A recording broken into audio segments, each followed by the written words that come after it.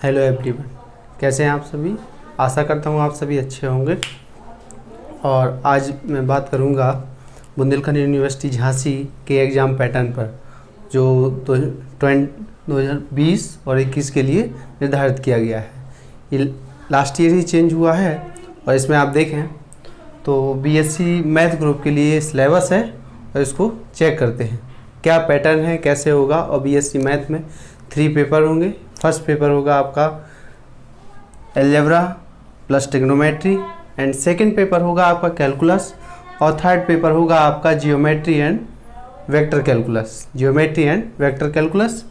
तो first paper में बात करते हैं कि फर्स्ट पेपर आएगा कैसे। फर्स्ट पेपर कैसे आएगा, कितने पेपर होंगे और कितने नंबर का होगा, किस टाइप का होगा। सेकंड पेपर होगा, थर्ड पेपर होगा। इसके बाद हम फिजिक्स और केमिस्ट्री के बारे में भी बात करेंगे। ठीक है, देखें आप, फर्स्ट है आपका algebra and trigonometry. Algebra and trigonometry में ये आपका जो है ऑब्जेक्टिव पेपर है।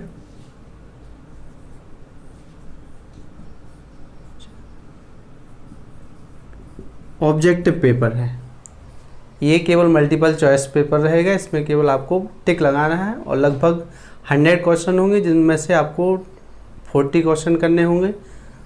नहीं सॉरी, 100 क्वेश्चन में से 80 क्वेश्चन आपको करने होंगे, और 100 में से 80 करने होंगे। और 80 जो क्वेश्चन होंगे वो आपके हाफ नंबर के होंगे।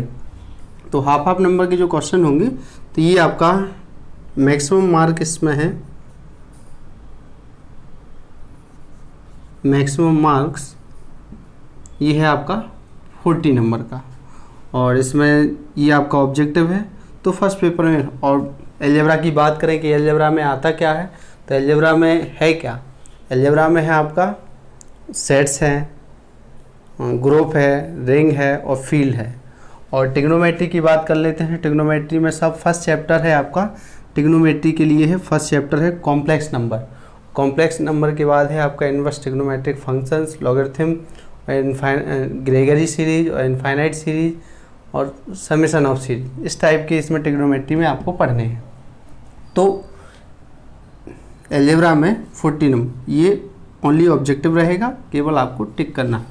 अब आते हैं सेकंड पेपर कैलकुलस पे। सेकंड पेपर कैलकुलस कैसे करना है।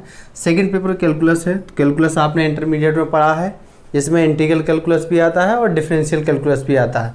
तो इसमें भी आपका इंटीग्रल कैलकुलस भी है और प्लस डिफरेंशियल कैलकुलस भी है।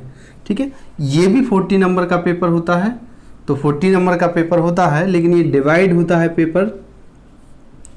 पेपर की बात कर रहे हैं कि पेपर कितने नंबर का। पेपर 40 मार्क्स का होगा, 40 मार्क्स का पेपर होगा, और ये डिवाइड रहेगा सेक्शन ए, सेक्शन ए। तो सेक्शन ए होता है शॉर्ट क्वेश्चन के लिए। सेक्शन ए है आपका शॉर्ट क्वेश्चन के लिए, और शॉर्ट क्वेश्चन होते हैं आपके लगभग 15 क्वेश्चन आते हैं।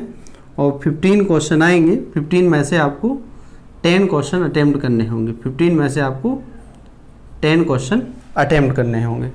तो और जो एवरी क्वेश्चन होगा वो 2 मार्क्स का होगा। तो ये 2 हो गया आपका, ये हो गया आपका 20 मार्क्स। ठीक है, ये 20 हो गया, कंप्लीट है।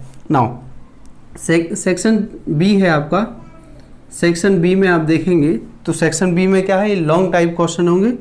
तो लॉन्ग जो क्वेश्चन है आपके, इसमें जो क्वेश्चन की नंबर ऑफ क्वेश्चंस होंगे, नंबर ऑफ क्वेश्चन वो 4 होंगे, और अटेम्प्ट आपको 2 करना है। नंबर ऑफ क्वेश्चन 4 होंगे, अटेम्प्ट आपको 2 करना है।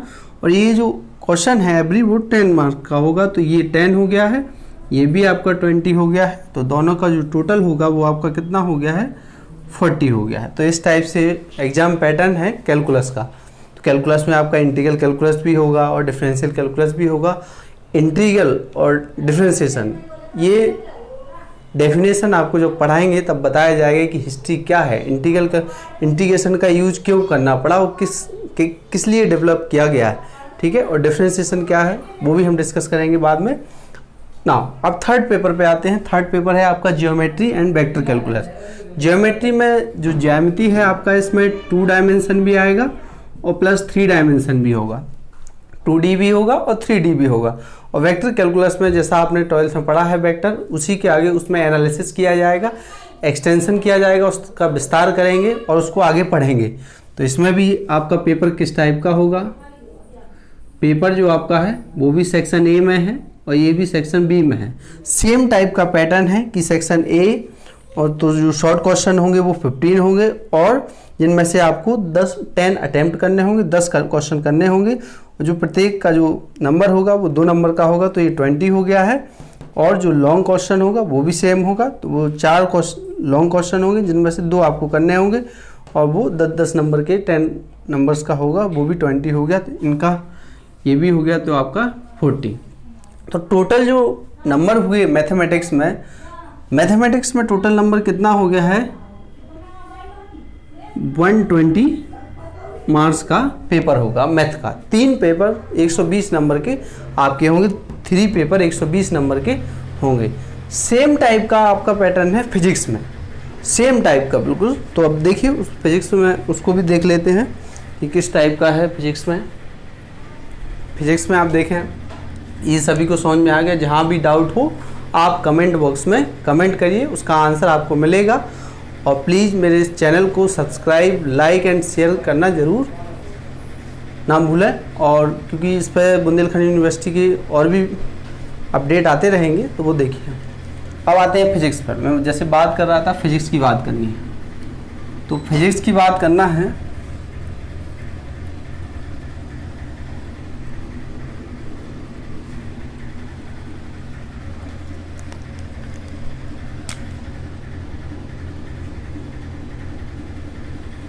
अब बात करते हैं फिजिक्स के। फिजिक्स में पेपर कैसे वो भी देख लेते हैं।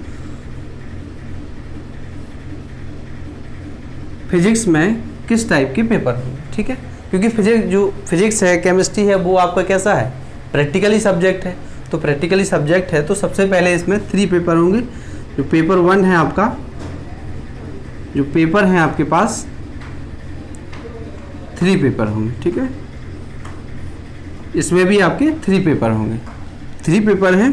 तो जो फर्स्ट पेपर है वो है आपका फर्स्ट पेपर जो आपका ऑब्जेक्टिव है, इसमें एक पेपर ऑब्जेक्टिव है, तो वो आपका 33 मार्क्स का होगा ऑब्जेक्टिव, ठीक है, ये ऑब्जेक्टिव है। और ये आपका 34 मार्क्स का होगा, ये डिस्क्रिप्टेड होगा, ये 33 मार्क्स का होगा, ठीक है। तो टोटल कितना हो गया है, टोटल हो गया है 100 और प्लस 20 नंबर का जो होगा आपका प्रैक्टिकल होगा। 20 नंबर का प्रैक्टिकल हो गया। पहले इस साल नहीं, पिछली साल मतलब इसके पहले सभी ईयर में वो ये 50 नंबर का प्रैक्टिकल होता था। तब जो आपका मैक्सिमम मार्क्स होता था वो पूर्णांक होता था, वो 150 150 होता था। लेकिन इसी साल से पैटर्न चेंज हो गया है, तो अब जो नंबर हैं वो आपके 120 हो गए हैं टोटल। तो जो टोटल नंबर हैं वो आपके 120 नंबर हो गए हैं, ठीक है। तो इस तरीके से जैसा फिजिक्स का मैंने बताया कि एक ऑब्जेक्टिव होगा वो 33 नंबर का होगा और एक सेकंड पेपर आपका रिटन पेपर होगा। इसमें भी सेक्शन ए होगा जिसमें शॉर्ट होंगे, शॉर्ट भी आएंगे और लॉन्ग भी आएंगे, ठीक है। और दोनों इसी टाइप से हैं। तो इसमें भी 4 लॉन्ग होंगे जिनमें से आपको 2 करने होंगे। लगभग 12 शॉर्ट या 10 शॉर्ट होंगे, उनमें से कुछ आपको करने होंगे, जिससे ये एवरेज आपका 34 मिल जाए। सेम टाइप का पैटर्न इसमें है, इसमें भी 4 लॉन्ग होंगे और जो शॉर्ट हैं 12 के आसपास शॉर्ट होंगे, उनको भी आपको करना है। तो आप देख रहे हैं कि लगभग 50% यदि आप पढ़ लेते हैं तो भी आप अच्छे नंबर पा सकते हैं। क्योंकि अब नेक्स्ट बात करते हैं केमिस्ट्री की। तो केमिस्ट्री में भी बिल्कुल सेम पैटर्न है, यही ऐसा ही बिल्कुल केमिस्ट्री का है। केमिस्ट्री और फिजिक्स इसी टाइप के हैं। तो उसमें भी एक ऑब्जेक्टिव पेपर है, वो भी 33 नंबर का है और 2 पेपर आपके रिटन है। तो उनमें आपको ऐसे ही शॉर्ट क्वेश्चन मिलेंगे, लॉन्ग मिलेंगे, सेक्शन ए, सेक्शन बी, इस टाइप से जितना होगा वो 100 मार्क्स का कंप्लीट होगा। और 20 नंबर का आपका प्रैक्टिकल केमिस्ट्री में भी होगा और फिजिक्स में भी होगा, ठीक है। अब देखिए, अब जो ज़रूरी बात है कि कल नोटिस आया है बुंदेलखंड यूनिवर्सिटी झांसी की तरफ से। उसमें जो लास्ट डेट है बीएससी फर्स्ट ईयर या बीए फर्स्ट ईयर या बीकॉम फर्स्ट ईयर या जो भी, या एमए फर्स्ट ईयर या एमएससी फर्स्ट ईयर जो भी एडमिशन लेना चाहते हैं, तो उनके लिए नोटिस है कि जो लास्ट डेट है वो एक्सटेंड कर दिया गया है। अब जो लास्ट डेट है वो आपका 31 अगस्त ये हो गया है, और यहाँ इस डेट तक फॉर्म फिल होंगे, एप्लीकेशन फॉर्म रजिस्ट्रेशन, और इसके बाद 2-3 दिन बाद आपकी कॉलेज में लिस्ट आएगी। जो भी जिस कॉलेज में आपने फर्स्ट प्रेफरेंस दिया होगा तो सबसे पहले उसी में देखना, ठीक है, उसके बाद आप इसको देखेंगे।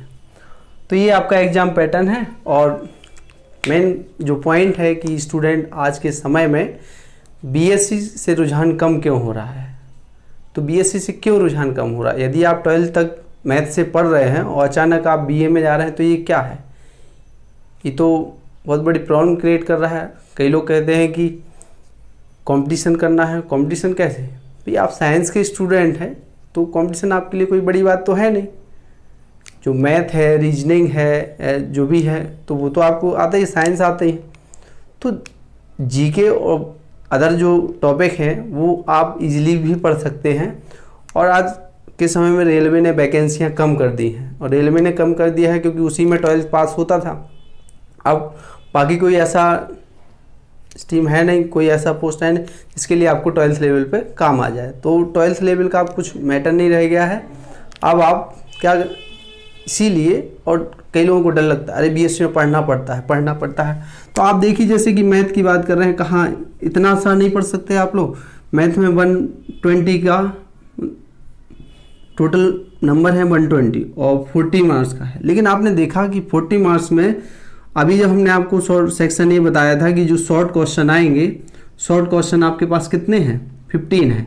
कितना हो गया है? और 2 नंबर 30 नंबर का हो गया है। और जो लॉन्ग क्वेश्चन है वो कितने नंबर का है? ये 4 क्वेश्चन है। और ये कितने नंबर के हैं आपके? ये 10 नंबर के हैं। तो ये देखिए आप कितना हो गया,